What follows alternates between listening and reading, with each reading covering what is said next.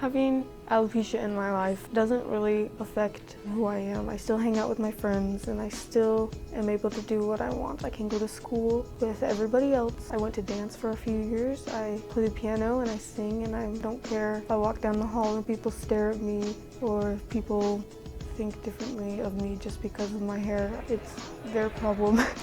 They can deal with it themselves because I am who I am, and I'm not going to let anybody else's opinion affect how I act and what I do.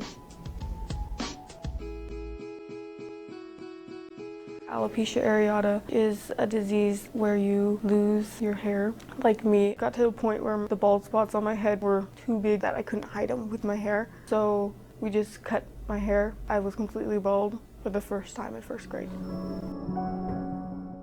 Well, my hair grew back in 4th and 5th grade, and at the end of 5th grade, the bald spots were coming back, and so I had to cut my hair again.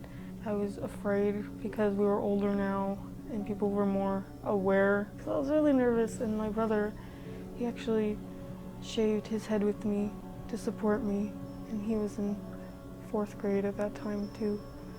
And then my mother was always supporting me, and she also was dealing with the same problem as me.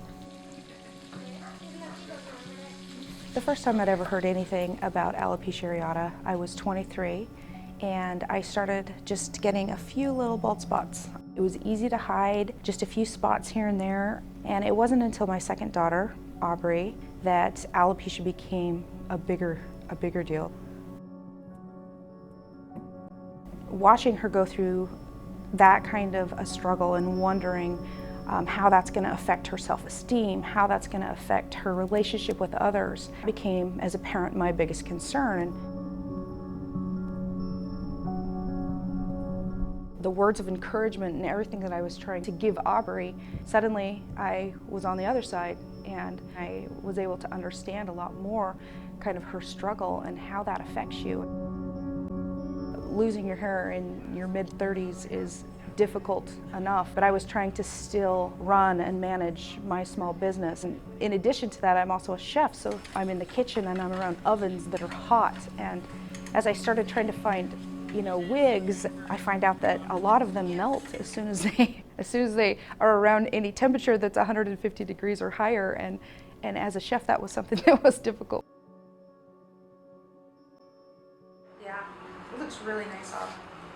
If you have alopecia, and I know how you feel, you have the ability to come out and be yourself. You don't have to hide who you are, and you are beautiful. It's such a funny thing, how nothing's funny when it's you. You tell what you mean.